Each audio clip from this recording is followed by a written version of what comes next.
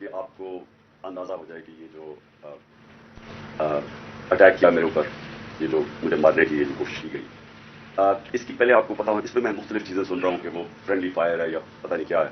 تو میں چاہتا ہوں کہ ڈاکٹر فیصل آپ کو اسکرین پہ پہلے بتا دیں کہ یہ جو کہ 4 گولیاں مجھے لگی کدھر لگی، اس کے بعد پھر میں باقی آپ سے بات کروں گا. ڈاکٹر فیصل. السلام علیکم. میں ایکس رے اور ان کے جو کچھ امیجز ہیں ان کے ذریعے سی ٹی اسکین کے امیجز کے ذریعے بتانے کی کوشش کروں گا کہ جو خان صاحب کو چوٹیں آئی ہیں ان کی کیا نوعیت ہے اور وہ ایکس رے اور اسکین میں کس طرح سے نظر آ رہی ہیں. آپ کو سب سے پہلے تو آپ کی توجہ اس طرح دلاتا ہوں جس یہاں لکھا ہے رائٹ تھا. یہ ایکس ریز ہیں دو، اور یہ دونوں جو ہیں یہ دائیں ٹانگ کے ہیں. ٹانگ کا جو اوپر والا حصہ ہوتا ہے یہ سائڈ سے ہے جس کو لیٹرل ویو بولتے ہیں، اور یہ سامنے سے ہے. آپ دیکھ سکتے ہیں کہ یہاں 2 1 اور 2، اور یہ وہی 2 آپ کو 1 اور 2 سامنے سے نظر آ رہے ہیں ٹکڑے یا گولیاں جو ہیں. یہ اگر ہم پھر ٹانگ کے نچلے حصے پہ چلیں تو آپ کو 2 علاوہ اس کے ٹکڑے اور گولیاں نظر آ رہی ہیں، ایک یہ اور ایک یہ دوسری والی. اور آپ نوٹ کریں گے کہ یہ جو دوسرا ہے اس نے ٹبیا کو، یہ جو ہڈی ہے ٹانگ کی نچلی جو اس کو ٹبیا بولتے ہیں، اس کے اوپر اس نے یہاں سے ڈیمیج کیا. اور جب آپ سائڈ ویو دیکھیں تو واضح طور پہ نظر آتا ہے کہ جہاں اس نے فریکچر کاز کیا ہے، یعنی ہڈی کا ٹکڑا کھیڑا ہے اس سے. پھر یہ جو ہے یہ بائیں سائڈ ہے، لیفٹ ہے کہ ایکس ریز ہیں. یہاں بھی آپ نوٹ کریں گے کہ یہ چھوٹے چھوٹے کچھ ٹکڑے ہیں جو ایک بلکہ جو پیٹالا یہ جو چھوٹی ہڈی ہوتی ہے سامنے گھٹنے کے اس کے بھی ساتھ ہے. یہ نسبتاً چھوٹے تھے اور انہوں نے شکر ہے بائیں سائڈ کے اوپر کوئی فریکچر کاز نہیں کیا. اچھا، اس کے علاوہ جو ہم آپ کو دکھانا چاہتے ہیں وہ یہ کہ یہ پھر سے دائیں ٹانگ نظر آ رہی ہے، اور یہ جو بلیٹ ہے یا جو اس کا فریگمنٹ ہے اس کے ساتھ یہ فریکچر ہوا واضح طور کے اوپر نظر آ رہا ہے، یہ دائیں سائڈ. اچھا، اسی طرح میں جو بہت اہم بات ہے آپ کو دکھانا چاہتا ہوں وہ یہ کہ اس اسکین کے اندر یہ جو آپ کو یہ دائیں ٹانگ ہے اور یہ جو لکیر نظر آ رہی ہے یہ یوں چلتی ہوئی یہ والی، یہ دائیں سائڈ کی مین جو آرٹری ہوتی ہے، شریان ہے یہ وہ ہے. اور اس کے آپ دیکھ سکتے ہیں کہ ادھر اور اس کے بالکل قریب دوسری طرف جو بلیٹ کے فریگمنٹس ہیں وہ نظر آ رہے ہیں. اس سے واضح ہوتا ہے کہ یہ جو ہماری مین آرٹری گزری ہوتی ہے، شریان گزری ہوتی ہے، اس کے کتنے قریب یہ ٹکڑے موجود ہیں. اس کا یہ جو بڑی شریان ہوتی ہے ٹانگ کی، ظاہر ہے اس نے پوری ٹانگ کو بلڈ سپلائی کرنی ہوتی ہے، اس کے ذریعے بہت سارا خون جاتا ہے، اور خدا نہ خاصہ اگر اس شریان کو کوئی انجری ہو یا یہ کٹ ہے تو پھر بہت تیزی سے بلیڈنگ ہوتی ہے. اور آپ کو میں نے دکھایا بڑا واضح طور پہ صاف نظر آ رہا ہے کہ یہ اس شریان اس آرٹری کے کتنا قریب یہ ٹکڑے موجود تھے. ان کو نکال دیا گیا سرجری کے ذریعے دائیں طرف سے، اور 4 فریگمنٹ یہ ٹکڑے جو ہیں جس نکالے جا چکے ہیں اور وہ جسے کہتے ہیں ہمارے پاس موجود ہیں. اور بائیں طرف سے کوئی ہمیں ٹکڑا نکالنے کی ضرورت اس لیے نہیں پڑی کہ وہ کسی میجر اسٹرکچر کو ٹچ نہیں کر رہے تھے یا خطرہ نہیں ڈال رہے تھے، پوٹینشلی خطرہ نہیں ڈال رہے تھے. تو یہ جو 4 فریگمنٹ ہیں ان کی تصاویر بھی آپ کو دکھائی ہیں، اسکینز بھی، اور ان کی جو نوعیت ہے اور ان کا خطرے کی نوعیت ہے وہ بھی آپ کے سامنے میں رکھی ہے. بہت شکریہ. جی شکریہ. کون سا کیمرہ جس میں؟ اچھا جی، اس کے اوپر تو میں بعد میں آتا ہوں کہ یہ جو اٹیک کیا گیا اس کی میں تفصیل آپ کو بعد میں بتاتا ہوں، کیونکہ مجھے ایک دن جانے سے پہلے پتہ چل گیا تھا کہ یا انہوں نے وزیر آباد اور یا گجرات میں پلان کیا ہوا تھا مجھے مارنے کا. تو وہ اس کی میں تفصیل آپ کو بعد میں بتاؤں گا. اس سے پہلے میں صرف اپنی قوم کے سامنے ایونٹس رکھنا چاہتا ہوں جو پچھلے 6 مہینے میں ہوئے. یہ ضرور آپ کو سمجھنا ہے کہ اس قوم سے ہوا کیا. مارچ 6 یا 7 کو مراسلات ہے. ڈونلڈ ڈویک American under secretary of state حکم کرتا ہے پاکستان ایمبیسڈر کو، بلکہ اس کو دھمکی دیتا ہے کہ اگر عمران خان کو نہ ہٹایا تو پاکستان کو مشکلات کا سامنا کرنا پڑے گا، اور اگر ہٹا دیا تو سب کچھ ٹھیک ہو جائے گا. اور اگلے دن اور نو کانفیڈنس موشن، عدم اعتماد کی تحریک جمع کروائی جاتی ہے اسمبلی میں، اور دیکھتے دیکھتے سارے ہمارے لوگ منڈی لگتی ہے سندھ ہاؤس میں اور لوگ بیٹھنا شروع ہو جاتے ہیں. یہ یاد رکھیں کہ گورنمنٹ کبھی ہارتی نہیں ہے نو کانفیڈنس. وہ کیوں نہیں ہارتی؟ کیونکہ گورنمنٹ کے وسائل ہوتے ہیں.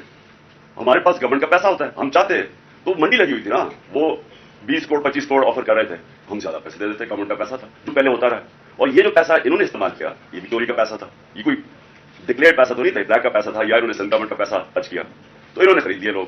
ہم نے پرنسپل فیصلہ کیا کہ ہم اس آکشن کے اندر حصہ نہیں لیں گے، کیونکہ اگر ہم گورنمنٹ کا پیسہ استعمال کرتے ہیں تو ہم لوگوں کا پیسہ، عوام کا پیسہ چوری کرتے ہیں جو عوام کی ان کا حق ہے.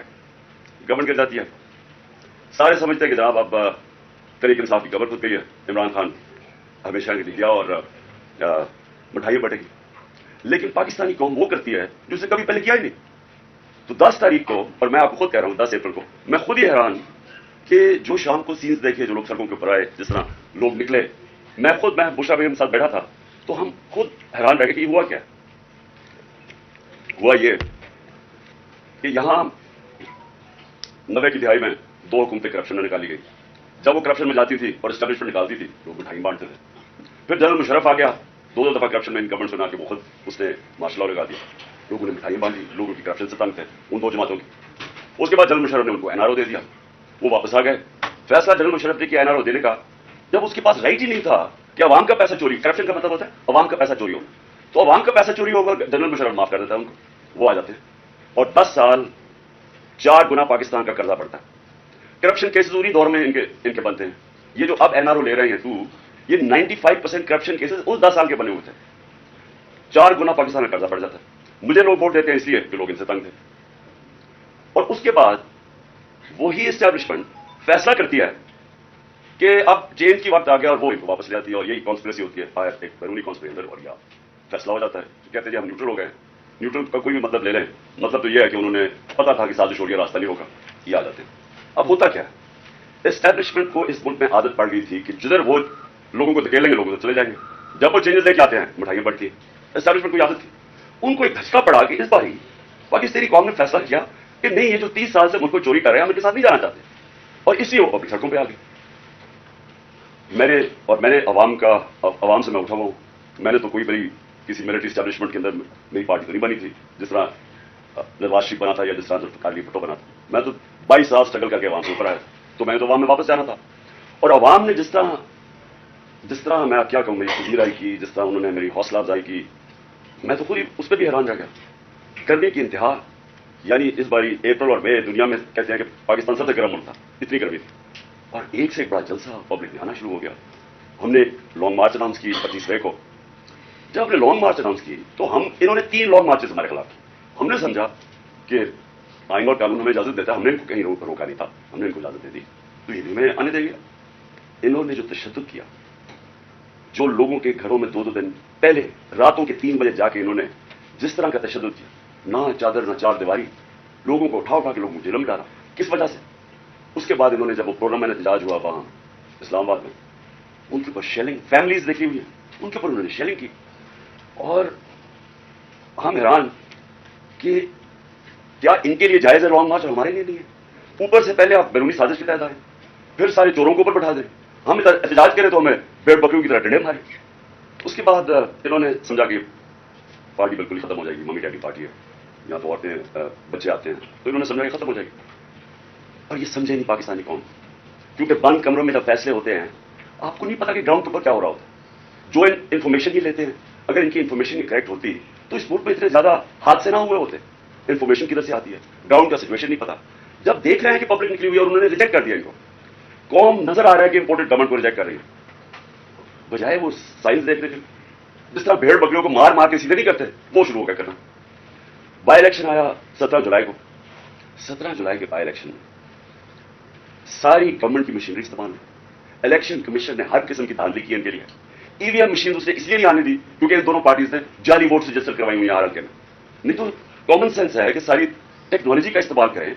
जो 2015 के अंदर जुडिशियल कमीशन बैठी थी धांधली पे, उसमें एक चीज वाज़ेह होगी कि अगर आप ईवीएम मशीन ले आए तो 90% धांधली खत्म हो जाती है। इन्होंने जान के नहीं आने दी, इस इलेक्शन कमीशन ने रोका। इन दोनों पार्टीज इन्होंने मुखातब की और हैंडलर्स ने मुखातब की, क्योंकि मैनिपुलेटिव हो सकते इलेक्शन। उसके बाद बटन दबाओ तो रिजल्ट आ जाता है। हम चाह रहे फील्ड फेयर इलेक्शन, पहली दफा गवर्नमेंट ने कोशिश की और इन्होंने पोस्ट किया। उसके बावजूद पीटीआई स्वीप कर जाती है, तरीके से जीत जाती है, सारे दंग रह जाते हैं। फिर भी साइंस नहीं पढ़े कि कौन किधर खड़ी है। उसके बाद मजीद और प्रेशर, धमकियां, और उसके बाद क्या होता है कि एक चेंज होता है, एक हैंडलर आ जाता है Islamabad, Faisal, general Faisal, major general Faisal. वो कह के आता है कि मैं आप तुम्हें बताऊंगा कि मैं कैसे सीधा करता हूं। और सख्ती शुरू हो जाती है। जो तहरीक इंसाफ के लिए मीडिया कवर कर रहे हैं उनके लिए सख्तियां, जो जर्नलिस्ट तहरीक इंसाफ को फेवर कर रहे हैं उनके ऊपर सख्तियां। हमारे मेंबर्स को अप्रोच किया जा रहा होता है कि आप हमारे एमपीज को, ये राशन एमपीज को डराया धमकाया जा रहा है, जिसको छोड़ो इमरान खान, क्या डराया धमकाया जा रहा है कि हमारे पास वहां करप्शन केसेस है। अगर वो नहीं मिल रहा है तो हमारे पास वीडियोज हैं, आपकी गंदी वीडियोज हैं, वो हम ब्लैकमेल करने के लिए।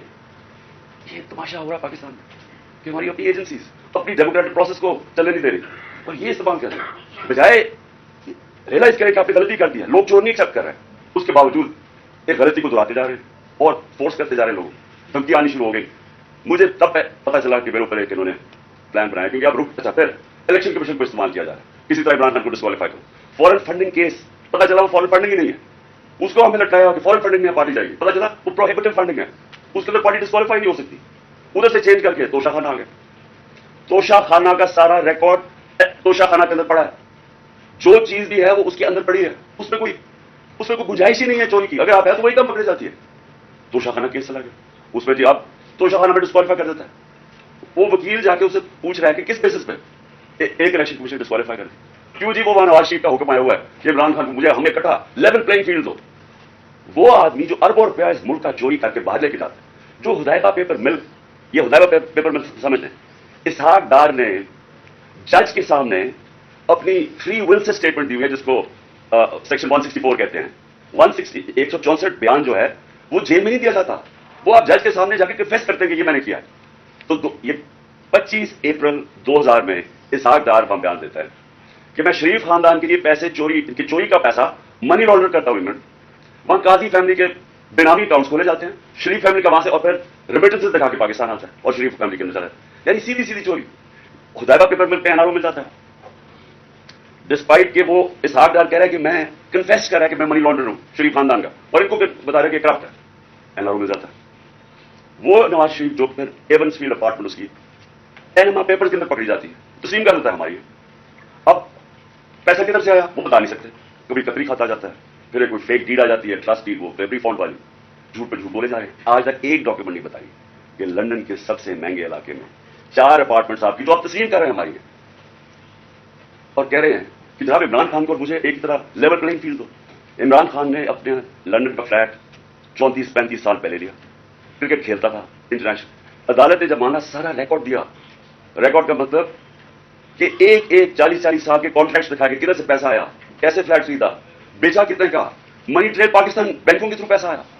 اور مجھے اس سے کمپیئر کرا ہے جو اربوں روپے کی پراپرٹیز باہر رکھی ہوئی ہیں, بیٹوں کی پراپرٹی باہر ہے, وہ بیٹا لیتا وہ حسن شریف بتا ہی نہیں سکتا کہ 9-10 ارب کے گھر کدھر سے آیا, اور وہ کہہ رہا ہے کہ لیول پلئنگ فیلڈ. تو لیول پلئنگ فیلڈ کیا ہے کہ الیکشن کمیشن اب مجھے ڈسکوالیفائی کرے, اور وہ ڈسکوالیفائی کرے توشہ خانہ کیس. اب 8 دفعہ الیکشن کمیشن نے ہمارے PTI کے خلاف فیصلہ دیا, 8 دفعہ ہم عدالت میں گئے, اور 8 دفعہ عدالت نے اوور ٹرن کیا الیکشن کمیشن کا فیصلہ.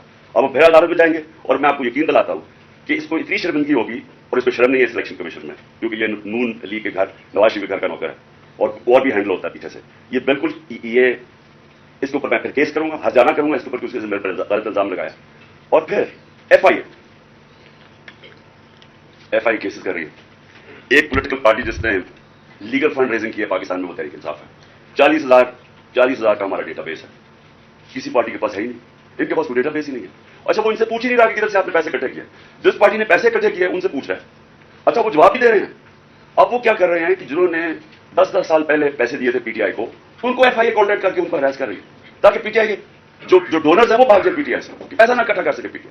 وہ پارٹی جو پبلک سے پیسہ جو ساری دنیا میں ہوتا ہے اس پارٹی کو بند کرنے کی کوشش کر رہے ہیں. وہ جو 2 پارٹیز بتا ہی نہیں سکتی کہ پیسہ کدھر سے اکٹھا کرتے ہیں, اور اس کا ورڈ ہے کرونی کیپٹلزم. یہ پہلے بزنس مین کے ساتھ بزنس کرتے ہیں, اور پھر ان سے پھر ان کو پیسے, ان کو موقع دیتے ہیں پیسے بنانے کا, پھر ان کے ساتھ یا پروفٹ شیئرنگ کرتے ہیں, اور پھر ان سے ڈونیشن لے لیتے ہیں. ان کے پاس تو ڈونر پیسے کوئی نہیں ہے. ہم کیوں فیصلے کر سکتے ہیں پبلک کے لیے؟ ہم کیوں بڑے بڑے مافیاز کے خلاف کھڑے ہوئے جس طرح شوگر مافیا؟ کیونکہ ہمارے پاس پبلک کا ڈونر بیس ہے, ہم پبلک سے پیسے اکٹھے کرتے ہیں, اس لیے پبلک انٹرسٹ کے لیے کھڑے ہو سکتے ہیں. یہ ہے چھوٹی سی ایلیٹ انٹرسٹ پروٹیکٹ کرنے کے لیے مافیاز کے ساتھ ہے. تو FI ہے ہمارا نقصان پہنچا رہی ہے ہمیں, کہ ہمارے کیسز ہمارے, تاکہ ہمارے ڈونرز بھاگ جائیں. اس کے علاوہ انہوں نے صحافیوں سے کیا کیا جب سے یہ آئے ہیں Faisal, general Faisal, major general, جو صحافیوں سے کیا ہے یہ پاکستان. مشرف کے مارشل لا مجھے یاد ہے, مجھے اس نے جیل میں ڈالا, لیکن مشرف کا مارشل لا لبرل تھا. اس کے مقابلے میں جو آج کل ہو رہا ہے, جو صحافیوں سے ہو رہا ہے, جو عمران ریاض اس کو پکڑ کے جیل میں پڑے, یہاں زمیر اس کو مار پڑوایا, ذلیل کروایا. سمی ابراہیم سینئر رسپیکٹڈ لوگ, اس کو غلام حسین چودھری تقریباً 80 سال کا, اس کو پکڑ کے جیل میں ڈال دیا. اور جو ارشد شریف سے کیا, یعنی یہ تو یہ قوم کبھی معافی نہیں کرے گی ان لوگوں کو جنہوں نے. ارشد شریف میری نظر میں پاکستان کا نمبر 1 انویسٹیگیٹو جرنلسٹ اور نمبر 1 کریڈیبلٹی تھی. سب کو پتا تھا کہ یہ بکتا نہیں ہے, سب کو پتا تھا اس کا خوف کسی سے نہیں. اس سے جو کیا ہے ملک سے باہر مجھے پتا ہے اس کے پیچھے کون پڑا ہوا تھا. ارشد شریف کے گھر والوں کو پتا ہے کہ کون پڑا ہوا تھا اس کے پیچھے, صحافیوں کو پتا ہے کہ کون اس کے پیچھے پڑا ہوا تھا, کہ کیوں اس کو ملک چھوڑ کے جانا پڑا, اور پھر کیوں دبئی سے آگے جانا پڑا اس کو. سب کو پتا ہے کہ کون پیچھے پڑا ہوا تھا اس کا. اور جو اس کی شہادت ہوئی, یہ اس ملک کی تاریخ کا میں سمجھتا ہوں افسوسناک موڑ ہے کہ جتنی صحافت اوپر چلی جاتی ہے معاشرے کو لفٹ کر دیتی ہے, معاشرے کے ویلیوز لفٹ کر دیتی ہے, معاشرے کو امر بالمعروف پہ لگا دیتی ہے. یہ صحافیوں کا کام ہوتا ہے, morality معاشرے کی ریز کرے. اور جدھر کون آج کل فیورٹس بنے ہوئے, لفافے, جو زمین بیچنے والے صحافی, اتنی کریڈیبلٹی کوئی نہیں ہے. آپ صرف یہ دیکھ لیں کہ کن لوگوں کی آج ویورشپ اوپر ہے اور کن کے نیچے ہے, آپ پتہ چل جائے گا عوام کدھر کھڑی. عوام بیوقوف نہیں ہے. یہ جو عوام آپ کو بار بار میسیجز بتا رہی ہے کہ وہ ایک ابراہم لنکن کی سینگ ہے کہ you can't fool all the people all the time. تھوڑا وقت آپ کو پاگل بنا سکتے ہیں, سارا وقت کبھی کوئی انسان نہیں, معاشرہ پاگل نہیں بن سکتا. تو لوگوں کو پتہ کیا ہو رہا ہے اور لوگ بتا رہے ہیں. پھر الیکشن ہوا, بائی الیکشن ہوا ہمارا, 9 سیٹوں میں میں کھڑا ہوا صرف ایک پوائنٹ بتانے کے لیے کہ عوام کدھر کھڑی. 9 سیٹوں میں سے 8 جیتا, یہ ورلڈ ریکارڈ ہے. دنیا میں کبھی ایک پارلیمنٹرین 12 سیٹیں نہیں ایک اسمبلی میں جیتا. پھر عوام بتا رہی ہے وہ کدھر کھڑے, لیکن نہیں, عوام کی نہیں سننی. کسی طرح عمران خان کو ڈسکوالیفائی کرو, کسی طرح اس کے اوپر کیسز بناؤ, کسی طرح اس کو گندا کرو, اس کے اوپر مٹ سلنگنگ کرواؤ, اس کو ثابت کرو کہ جناب یہ بھی باقیوں کی طرح ہے, اور یہ ثابت کرو کہ جناب یہاں پالیٹیشنز یہ تو سارے ایک ہی طرح کے ہیں, اور جو بھی فیصلہ ہوگا وہ پیچھے بیٹھ کے ہینڈل کریں گے. لیکن جب انہوں نے دیکھا جلسے ریکارڈ, میں پتہ نہیں 60-70 کتنے جلسے کر بیٹھا ہوں, میں نے کبھی پاکستانی قوم کو ایسے نہیں نکلتے دیکھا. الیکشن رزلٹس آپ کے سامنے, انہوں نے فیصلہ کیا, اور فیصلہ پہلے کیا مجھے مروانے کا. 4 لوگوں نے بند کمرے میں فیصلہ کیا مجھے مروانے کا. میں ٹی وی پہ جا کے لوگوں کو بتایا کہ انہوں نے فیصلہ کیا. میں نے ویڈیو بنائی, 4 لوگوں کے نام میں نے دیے, میں نے ویڈیو باہر رکھی ہوئی کہ اگر مجھے کچھ ہوا یہ ویڈیو ریلیز کریں گے, تاکہ یہ 4 لوگ یہ نہ ہو کہ یہاں ہمیشہ کوئی مار جاتا ہے تو اسے کوئی پوچھتا نہیں ہے بعد میں. تو میں کہتا کہ قوم دنیا کو پتا ہو, میرے ملک کو پتا ہو کہ کس نے یہ کیا. اس کے بعد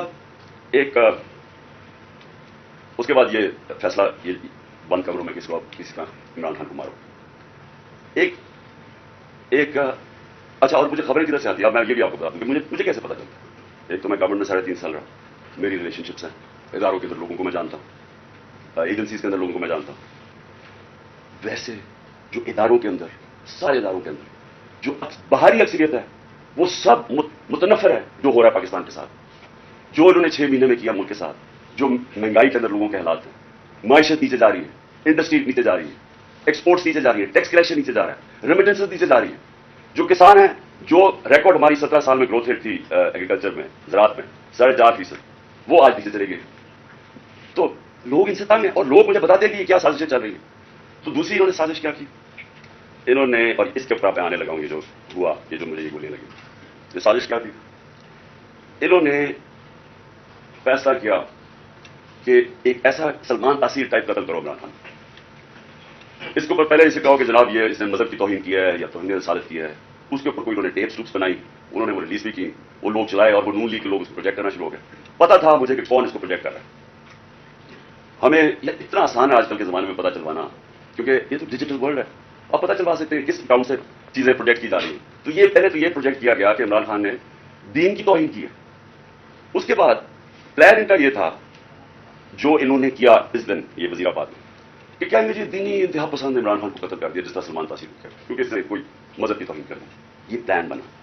میں نے یہ پلان جلسے کے اندر 24 سپٹمبر کو عوام کے سامنے رکھا, اور میں یہ چاہتا ہوں کہ یہ بالکل اسی اسکرپٹ کے اوپر ہوا جو کہ وزیر آباد میں ہوا. تو یہ پہلے ذرا میں چاہتا ہوں آپ سارے یہ ذرا ایک دفعہ دیکھیں کہ یہ ہوا کیا, یہ میں نے کیا کہا تھا 24 سپٹمبر کو. اور دوسری کوشش کر رہے ہیں, پہلے سے کا پلان بنا ہوا, میں آپ سب کو پہلے بتا چکا ہوں. 4 لوگوں نے بند کمرے میں فیصلہ کیا مجھے مروانے کا, اور وہ لوگ ابھی بھی اس سازش پہ لگے ہوئے. انہوں نے دونوں مریم کو جھوٹ بولنے کی PhD دونوں کے پاس ہے. ان کو اور جاوید لطیف کو انہوں نے ان سے پریس کانفرنس کروائی, اور پریس کانفرنس کروائی ایسی کہ عمران خان قرآن عباس تھا, اس نے مدد توہین کیا. اور پھر ان کی کوشش ہے کہ اس کی وجہ سے اگر کوئی بھی میرے اوپر بات ہو تو کہیں گے جی مذہبی ضروری نے کر دیا, کہیں گے جی کوئی دینی انتہا پسند ہے اس کو مار دیا. یہ ان کا پلان ہے.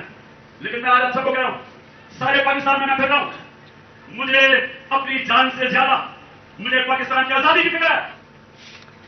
24 سپٹمبر یہ جلسے میں نے کہا, پلان کا مجھے پتا چل گیا تھا.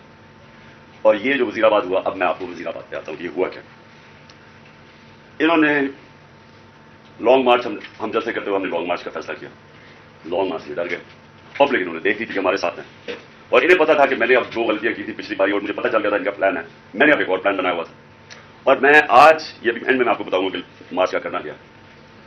لیکن مجھے پتا تھا کہ جو عوام نے نکلنا ہے اس باری, چاہے یہ جتنی مرضی پولیس بلا لیں, چاہے رینجرز بلا لیں, چاہے ٹیئر گیسنگ شیلز تیاری کر لیں, جب عوام کا سمندر نکلتا ہے, وہ کہتے ہیں no power can stop an idea, اس ٹائم از کم. جب ایک نظریے کا وقت آ جاتا ہے اس کو کوئی نہیں روک سکتا. تو ان کو مجھے پتا تھا کہ اسلام آباد میں, اور انشاءاللہ یہ میں ثابت کروں گا, اتنی پبلک نے آنا ہے کہ اس ملک کی تاریخ میں کبھی پبلک اتنی نکلی نہیں ہے. اور وہ یہ بھی خوفزدہ تھے, ہیں بڑے بزرگ, آپ کو پتا ہے کرپٹ لوگ, دو قسم کے لوگ بڑے بزدل ہوتے ہیں, ایک ظالم اور ایک کرپٹ. یہ ہمیشہ بزدل ہوتے ہیں. کرپٹ اس لیے کہ انہوں نے پیسہ بچانا ہوتا ہے, کیونکہ انہوں نے چوری کا پیسہ بنایا ہوتا ہے, سارا وقت ڈر ہوتا ہے کہ چوری کا پیسہ نہ چلا جائے, اور وہ پھر اس پیسے کو بچانے کے لیے ہر انتہا پہ جاتے ہیں. اور دوسرے جو ظالم لوگ ہوتے ہیں, ظالم ہمیشہ بزدل ہوتا ہے کیونکہ وہ ڈرپوک ہوتا ہے, وہ ظلم کرتا ہے لوگوں کو.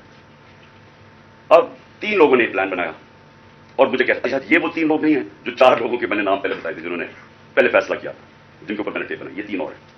مجھے کیسے پتا چلا؟ مجھے پھر اندر سے لوگوں نے بتایا. ایک دن پہلے, وزیر آباد سے پہلے, انہوں نے جب دیکھا کراؤڈ بڑھتے جا رہے ہیں, اور ایسے کراؤڈ کے کبھی پاکستان میں نظر نہیں آئے جی ٹی روڈ کے اوپر, انہوں نے پلان بنایا مجھے مارنے کا.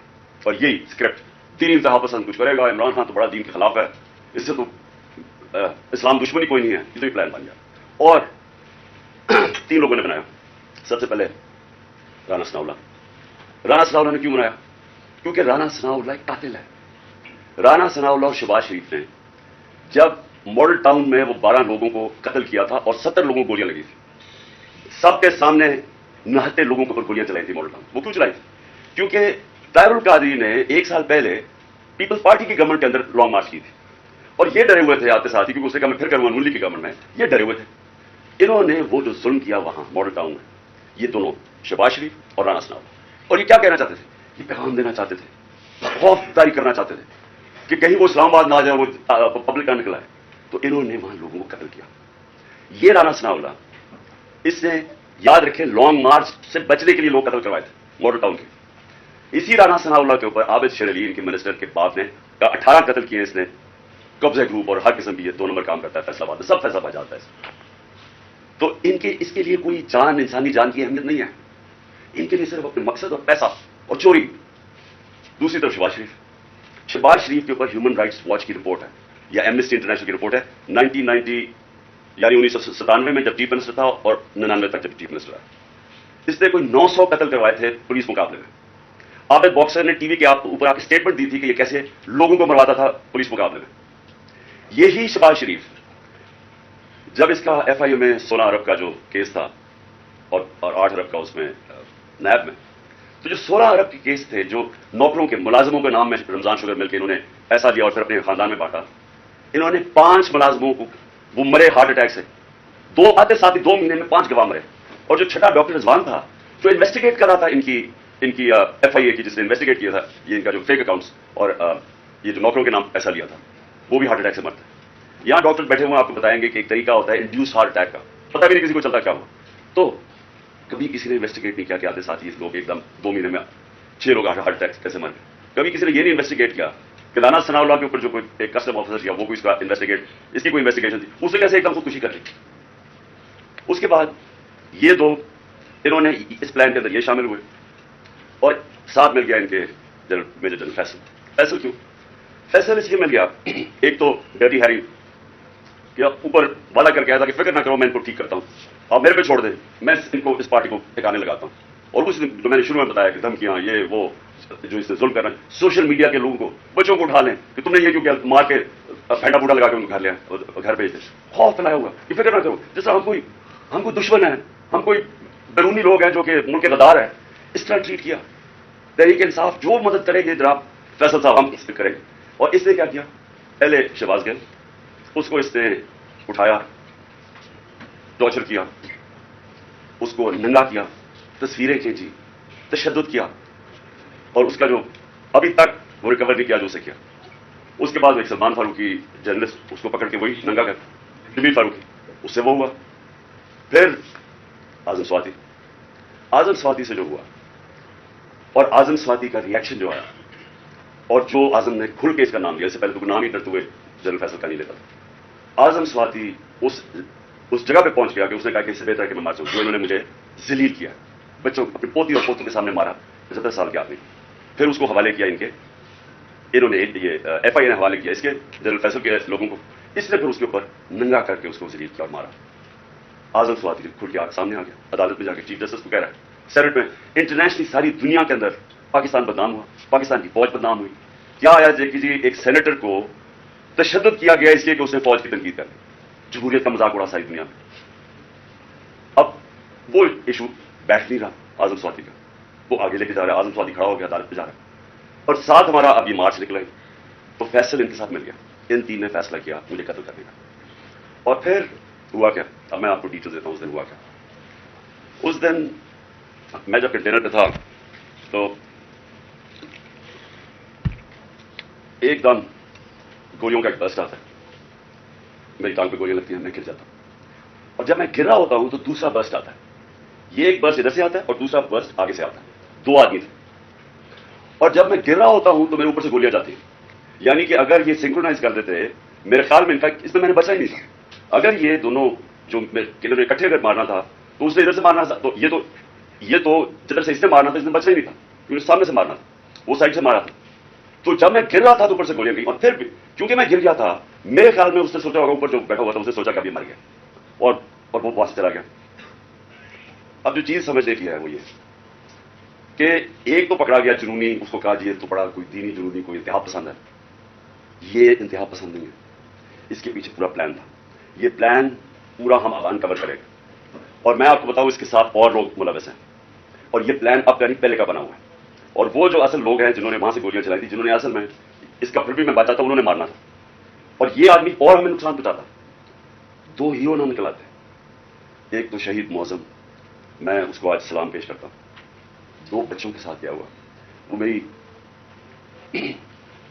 اور دوسرا ابتسام,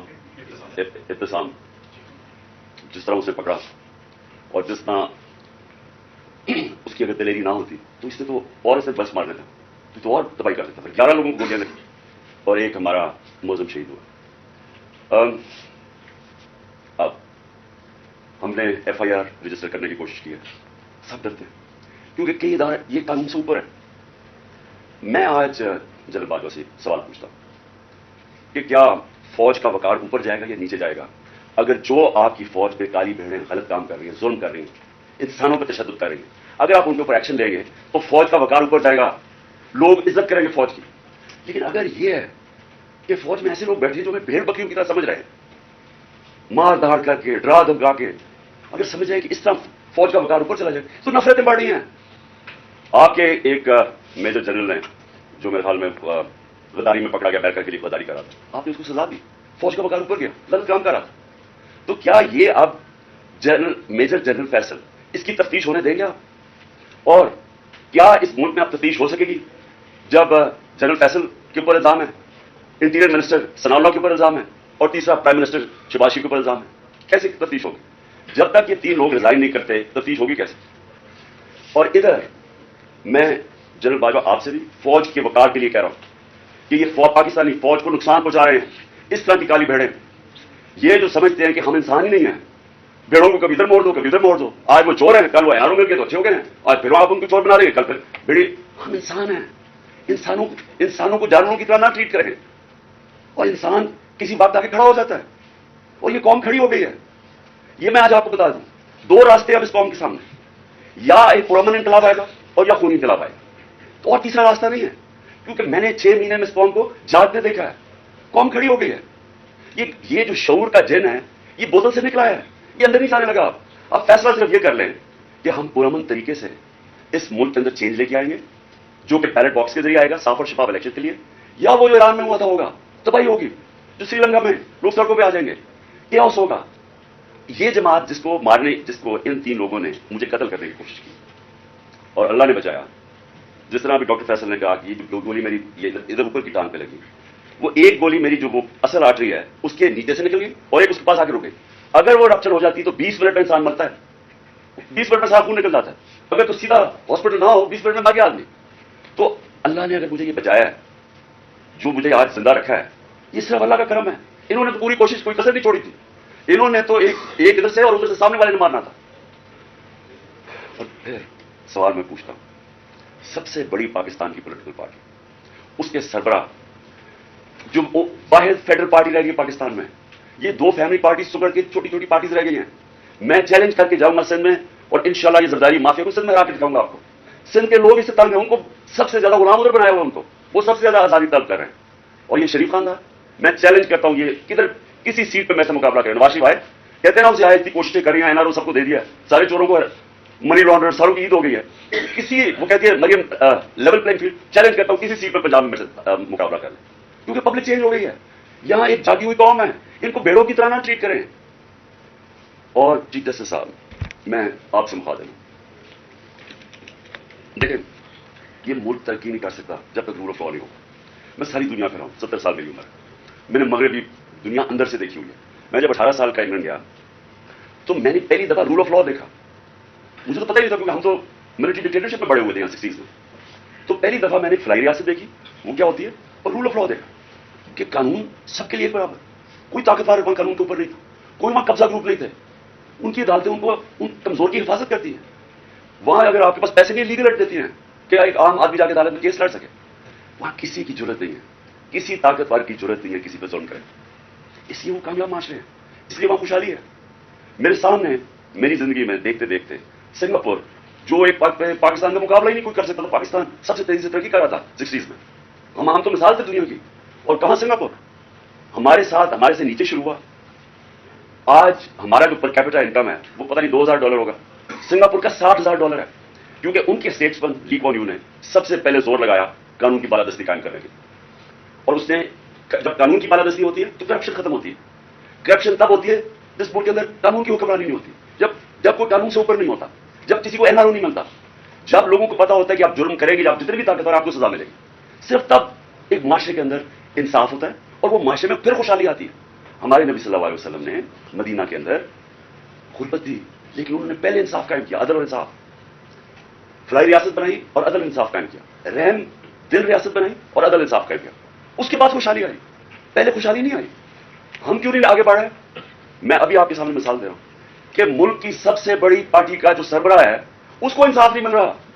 اس کو ایسے جو میرے سے چیف جسٹس صاحب جو 6 مہینے میں میرے سے کیا گیا ہے, میں آپ کو یقین دلاتا ہوں کہ کوئی ملک اپنے دشمن سے نہ کرے.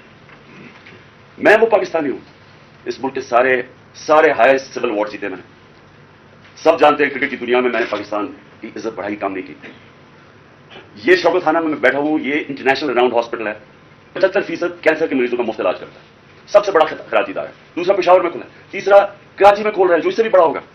2 یونیورسٹیز بنائی ہیں, القادر یونیورسٹی جو کہ 100% فری ڈگریز دے رہی ہے لیڈرشپ کے اندر, سیرت نبی کے اندر, اور دوسری طرف نمل یونیورسٹی جدھر 90% اسٹوڈنٹس کو مفت تعلیم مل رہی ہے اور 85% جیسی ڈگری لیتے ہیں ان کو نوکریاں مل جاتی ہیں. 2 یونیورسٹیز, 2 ہاسپٹل, تیسرا ہاسپٹل. یہ دنیا میں کوئی جانتے ہیں کسی نے, کسی پالیٹیشین نے ایک بھی بنایا ہو, کوئی اس ملک کی تاریخ میں کسی نے کچھ کیا ہو؟ اور پھر ایک پارٹی بنائی جو کہ سب سے بڑی پارٹی ہے پاکستان, 12 سیٹیں جیتا. اگر میرے سے یہ ہو رہا ہے, میرے گھر کے اوپر میرے نوکروں کو پیسے دیے گئے میرے خلاف جاسوسی کرنے کے لیے, ڈیوائس رکھنے کے لیے, گھر کے نوکروں کو میری فون کالز, جو میری پرائم منسٹر کی فون کالز تھی ان کی ریکارڈڈ کر کے ریلیز کی گئی ریکارڈنگز, آفیشیل سیکرٹ ایکٹ کی وائلیشن ہے. لوگوں کو جو ہمارے ڈونرز تھے ان کو ڈرایا دھمکایا گیا. ہر حربہ جو استعمال ہو سکتا ہے کہ ایک دشمن کے خلاف وہ میرے خلاف, یعنی یہ جو یہ میسج پہنچواتا ہے, یہ جو الیکشن کمیشن ہے, جی میں نہیں کر رہا, پیچھے سے مجھے حکم ہے. FIA والے جو کہہ رہے ہیں ہم نہیں کر رہے جی, میں پیچھے سے حکم ہے. وہ 25 مئی میں جو پولیس والوں نے ظلم کیا تھا ہمارے, ہم کیا کریں جی, میں پیچھے سے حکم ہے. یعنی یہ ایک پاکستان کی جمہوری پارٹی سے مذاق ہو رہا ہے, ظلم ہو رہا ہے. یہ قوم کو تباہ کر رہے ہیں, قومیں تباہ ہوتی ہیں ایسے. ایسٹ پاکستان میں کیا ہوا, سب سے بڑی جو جماعت الیکشن جیتی اسی کے خلاف ملٹری ایکشن کر دیا. ان کو جو رائٹ تھا ان کا وہ نہیں دیا. میں 18 سال کی عمر میں انڈر 19 میچ کھیلنے گیا ادھر, مارچ 1971. یہاں پریس سینسرشپ تھی, مجھے تو پتا ہی نہیں تھا کہ کتنی نفرت ہے وہاں. کیوں نفرت تھی وہاں؟ کیونکہ ہم ان کو رائٹ نہیں دے رہے تھے, وہ الیکشن جیت گئے ہیں, ان کا پرائم منسٹر ہے. یہاں فیصلہ ہوا کہ ہم نے ان کو نہیں بننے دینا, اور ہم نے اس کے خلاف ملٹری ایکشن ووٹ توڑ دیا. اسی اس پاکستان میں اپنے پاکستان میں آپ کو بتانا چاہتا ہوں کیونکہ یہ مجھے سب سے زیادہ تکلیف ہوئی اس کی کہ 18 سال کے بعد, یہ 71 تھا, 18 سال کے بعد میں پاکستان ٹیم کیپٹن ایک بنگلہ دیش ایک ایگزیبیشن میچ کھیلنے گیا ہندوستان کے خلاف. 2 ایگزیبیشن میچز تھے. وہ 2 میچز ہم جیت گئے, وہ 2 میچ سیریز جیت گئے. میرے پاکستانی ہوں, وہاں جدھر نفرت تھی پاکستان سے 1971 میں, کیونکہ ہم ان کو رائٹ نہیں دے رہے تھے, انصاف نہیں کر رہے تھے. 50,000 لوگوں کا اسٹیڈیم ایک ہی نعرہ مارا تھا, پاکستان زندہ باد, پاکستان زندہ باد. ہوٹل سے جدھر ہمارا ہوٹل تھا اور جدھر اسٹیڈیم تھا, اسٹیڈیم سے ہوٹل تک لوگ سڑکوں پہ لائنوں پہ کھڑے ہوئے تھے, پاکستان زندہ باد. تو میں نے تب مجھے پتا چلا کتنی بڑی ٹریجڈی ہے کہ ہم نے کتنا ظلم کیا ان لوگوں کے ساتھ جو ہمیں چھوڑنا نہیں چاہتے تھے, لیکن ہم نے ان سے انصاف نہیں کیا. اب وہی کرنے جا رہے ہیں, سب سے بڑی پارٹی کو تلوار کے ساتھ لگا رہے ہیں اور اس کے لیڈر کو قتل کر رہے ہیں, کوشش کر رہے ہیں. کیوں؟ کیونکہ چوروں کا ٹولہ اوپر جو بٹھا دیا ہے, ہم بھیڑ بکریاں مان نہیں رہے ان کو. اس لیے قتل کرو اس کو جو ملک کی سب سے بڑی پارٹی ہے, تاکہ اگر عمران چلا جائے گا تو پارٹی بہتر ہو جائے گی. جو پارٹی فیڈریشن کو اکٹھا رکھ سکتی ہے وہ تو صرف تحریک انصاف ہے. ملٹری اگر ملٹری ملک کو اکٹھا رکھ سکے تو ایسٹ پاکستان نہ ٹوٹتا. پولیٹیکل پارٹیز ملک کو اکٹھا رکھتی ہے, ملٹری مدد کرتی ہے. یہ ہوتا جا رہا ہے. یہ پھر کوئی تاریخ نہیں, ہم نے کچھ نہیں سیکھا. کیا ہوگا؟ مجھے پتا تھا جس دن میں نکل رہا تھا, مجھے پتا تھا کہ یہ آج یا کل انہوں نے میرے کو واردات کری, کیونکہ مجھے پوری میسج آئی کہ جناب انہوں نے اب مجھے کہا کینسل کر دیا, اب نہ جائیں, انہوں نے مار دینا آپ کو. پہلے تو میں نے سوچا کہ کیا یہ واقعی کریں گے, کیا یہ واقعی یہ کر لیں گے کہ یہ ایک ملک کی ایک قوم کو نقصان پہنچائیں گے اپنے چھوٹے چھوٹے مفادات کے لیے, وہ اپنے پیسے بچانے کے لیے. کیونکہ ان کو سارا ڈر یہ ہے کہ اب یہ چوری کا پیسہ ہے, یہ جو NRO ہے ہم نے جو لے لیا, اب کہیں عمران خان آ کے اس کو ریورس نہ کرتے, بس انہوں نے تو قتل اور جانا سلام اس سے کیا ایکسپیکٹ کرتے. لیکن یہ جو فوج کا جنرل یہ ان کے ساتھ مل کے, اور یہ جو ہمارے سے ہوا ہے 6 مہینے, میں اپنی قوم سے سوال پوچھتا ہوں کہ کیا ہم اب ہمارا آپ یہ سوال ہے, ہم نے اپنے آپ سے پوچھا کیا ہم نے ایسے رہنا یا ہم نے اپنی تقدیر بدل کے آزاد ہونا ہے. آزادی کے لیے قربانیاں دینی پڑتی ہیں. مجھے پتا تھا کہ انہوں نے واردات کرنی ہے, مجھے پتا تھا یہ کیا یا اس دن ہونی تھی یا اگلے دن ہونی تھی. لیکن میرا یہ ایمان ہے کہ اگر آپ ان چوروں کی غلامی کے نیچے رہ رہے ہیں, اس سے بہتر ہے زندہ نہ رہو. میں یہ طے کر کے آیا, اور میں جیسے ہی ٹھیک ہوں گا میں پھر نکلوں گا سڑکوں پہ, پھر میں کال دوں گا, پھر اسلام آباد کی میں کال دوں گا. اس لیے کہ اس قوم کے اوپر اگر ان چوروں نے اور ان ظالموں نے حکمرانی کرنی ہے, اور اگر ہم بحیثیت قوم اس کو ایکسیپٹ کر گئے, تو اس لیے پاکستان نہیں بنا تھا. یہ بڑی خواب تھی, اس لیے لاکھوں لوگ مرے نہیں تھے, شہادتیں نہیں ہوئی تھی. میں لاہور میں بڑا ہوا ہوں, ایک گھر نہیں تھا جو ایسٹ پنجاب سے جدھر لوگوں کی قربانیاں, عورتیں بچے جس طرح قتل عام ہوئی تھی. یہ بڑی قربانی کے بعد ملک بنا تھا.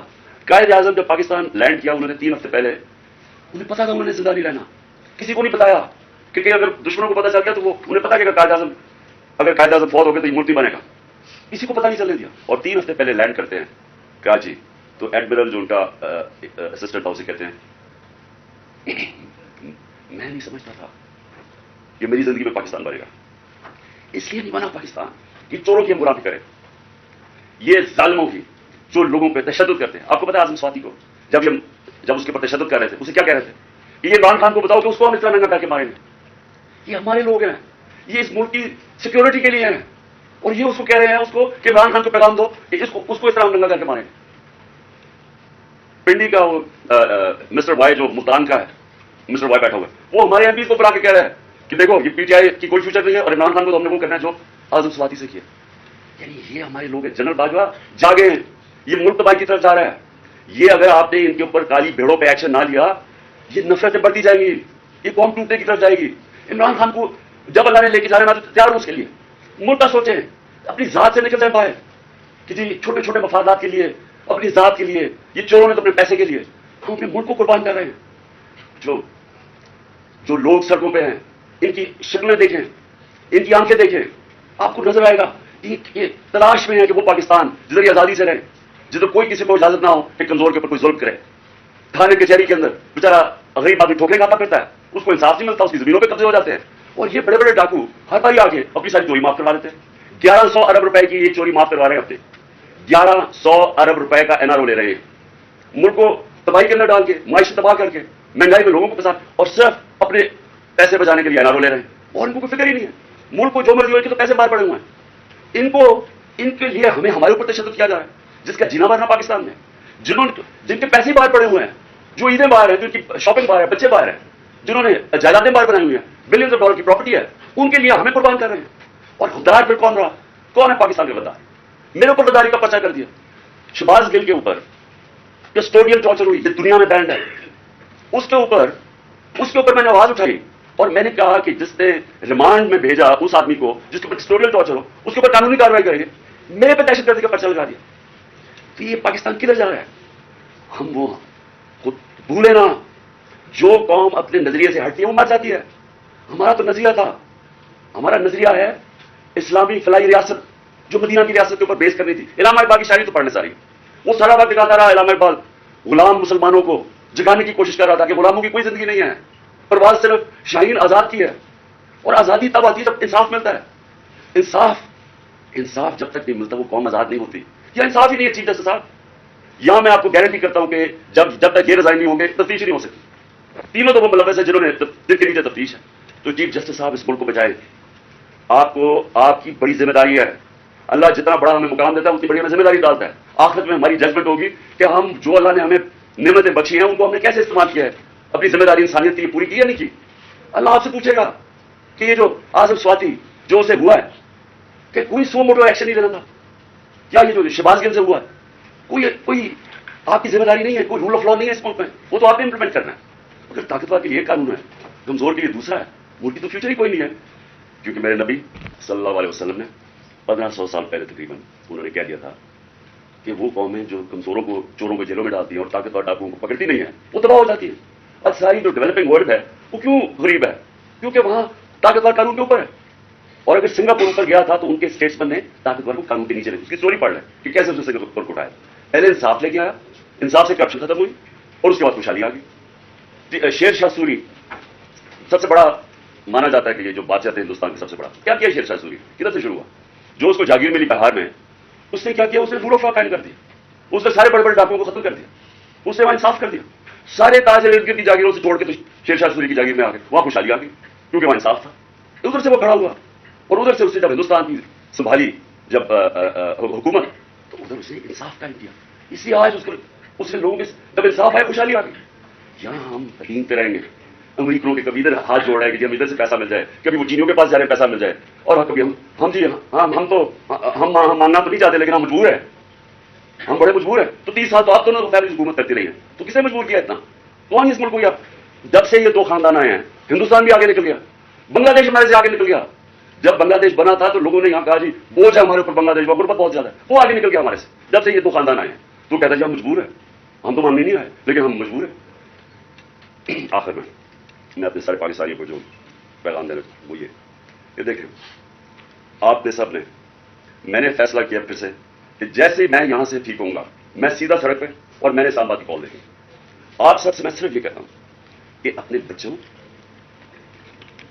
اپنے مستقبل کے لیے آپ نے کبھی کمپرومائز نہیں کرنا اپنی آزادی کے لیے. غلام قوم دنیا میں اس کی عزت نہیں ہوتی. ہر ایک پاس پوچھے ہمارے پاکستانی سے کیا ہوتا ہے, دنیا عزت نہیں کرتی اور وہ قوم اوپر ہی نہیں جا سکتی. اگر ہم نے یہ غلامی کر کے اوپر جانا تھا تو ہم کب 40 سال سے تو میں جانتا ہوں غلامی کر رہے ہیں. کوئی امریکن آتا اس کے پیر میں گر جاتے, کوئی گورا رنگ دیکھتے ہیں اس کے جوتے پالش کرنے شروع کر دیں.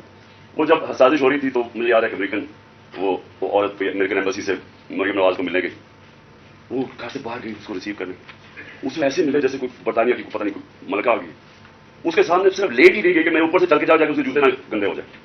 یہ اپنے آپ کو ہم ذلیل کرتے ہیں ساری جگہ دنیا کے اندر کیونکہ ہم بیکاریوں کی طرح کرتے ہیں. قومی غیرت کو بیٹھے. اور کیوں نہیں ہم آگے بڑھ سکتے؟ کیونکہ انصاف نہیں ہے, انصاف نہیں ہے, خوشحالی نہیں ہے, انصاف نہیں ہے, آزادی نہیں ہے.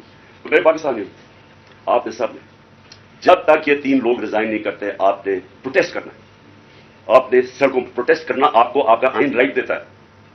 ظلم اور ناانصافی کے خلاف کھڑا ہونا آپ کا دین آپ کو حکم کرتا ہے. جہاد کرنا ہے. جہاد کیا ہے؟ ظلم کے سامنے کھڑے ہونا, ناانصافی کا مقابلہ کرنا, اپنی آزادی کے لیے کھڑے ہونا. یہ آپ کا فرض ہے. اور اللہ نے کیوں کیا ہوا ہے؟ کیونکہ اللہ کو پتا ہے کہ غلام کی کوئی پرواز نہیں ہے. تو انصاف آپ کو آزاد کرتا ہے اور آزاد کی پرواز ہے. تو اس لیے آپ نے سب نے نکلنا, آپ نے پوری طرح اس پروٹیسٹ کے اندر حصہ لینا ہے اور ان تینوں کی ریزگنیشن مانگنی ہے. کیونکہ جب تک یہ 3 ریزائن نہیں کرتے یہ جو کیس ہے یہ آگے نہیں بڑھے گا, اس کی تفتیش نہیں ہوگی. وہ کنٹرول کرتے ہیں سب کچھ ہے, FIA ساری ایجنسی کے کنٹرول کے نیچے, تو کیسے انصاف ملے گا؟ جنرل باجوال کو بھی کہنا, میں آپ کو آج کہہ رہا ہوں کہ یہ جو میجر جنرل فیصل کر رہا ہے یہ اس ملک کو تباہی کی طرف لے کے جا رہا ہے. فوج اس ملک کی ضرورت ہے. ہم جو میری طرح کے لوگ آزاد سوچ نہیں سکتے زندگی آزادی کے علاوہ, وہ چاہتے ہیں کہ ہماری فوج مضبوط ہو کیونکہ مضبوط فوج ہی ہمیں آزاد رکھے گی. یہ کمزور کر رہا ہے فوج کو. ان حربوں سے ہماری فوج کمزور ہو رہی ہے. ہم جب تنقید کرتے ہیں تعمیری ہے, یہ اپنی فوج کو کمزور کرنے کے لیے نہیں ہم کر رہے. ہم آپ کو آج کہہ رہے ہیں, ساری قوم آپ کو کہہ رہی ہے کہ یہ چوروں کے ساتھ ہم نے نہیں چلنا. قوم آپ کو بار بار کہہ رہی ہے نہ یہ کریں کہ ہمیں ڈنڈے مار مار کے یہ فیصل کہ جی نہیں آپ نے بھیڑ بکریوں کی طرح ان کے ساتھ چلنا نہیں چلنا انہوں نے, اور انتشار کی طرف جا رہا ہے قوم. تو مہربانی کریں اس کو ریزائن کروائیں, اس کے اوپر پوری تفتیش کریں اس نے کس قسم کا ظلم کیا. اعظم سواتی کے اوپر تو ہوا ہے, جو شہباز گل کے اوپر ہوا ہے, جو جمیل فاروقی کے اوپر ہوا ہے, ننگا کر کے. کون سی قوم اجازت دیتی؟ کبھی سنا ہے امریکہ کے اندر, امریکہ کے اندر, یورپ میں کسی آزاد قوم میں سنا کہ اس طرح آزادی رائے کے اوپر کسی کو ننگا کر کے مارے اور پھر دھمکیاں دیں آگے سے کہ یہ بتا دو کہ عمران خان سے بھی یہ ہوگا؟ یعنی یہ ہماری ایجنسیز ہیں, ان کا یہ کام ہے کہ ملک کو کمزور کرو. تو پروٹیسٹ ہوگا, جب تک یہ 3 ریزائن نہیں کریں گے. جیسے ہی میں ٹھیک ہوں گا میں سڑک پہ پھر آ رہا ہوں اور میں اسلام آباد کال دوں گا, آپ تیار ہیں؟ انشاءاللہ اللہ نے مجھے بڑا بچایا ہے, مجھے ایک نئی زندگی دیا ہے اور میں نے عزم دے دیا ہے کہ میں اپنی قوم کی آزادی کے لیے پوری طرح لڑوں. پاکستان زندہ باد.